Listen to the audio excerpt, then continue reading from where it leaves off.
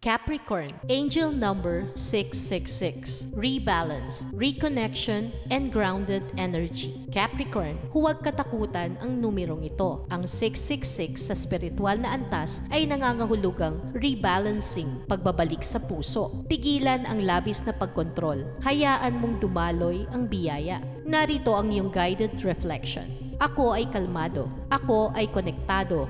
Ako ay isa sa ritmo ng universe. Ang mga numero ay wika ng universe. Sa bawat pagtingin mo sa oras, sa bawat pattern na paulit-ulit mong nakikita, nariyan lang ang mensahe ng iyong mga gabay. Ngayong 2026, sa ilalim ng enerhiya ng Year 8, tayo ay tinatawagan upang maging daluyan ng kasaganaan, ng karunungan at ng pag-ibig. Collective affirmation. Tayo ay liwanag. Tayo ay kaisahan. Tayo ay patuloy na nilalang ng pagbabago at pag-ibig.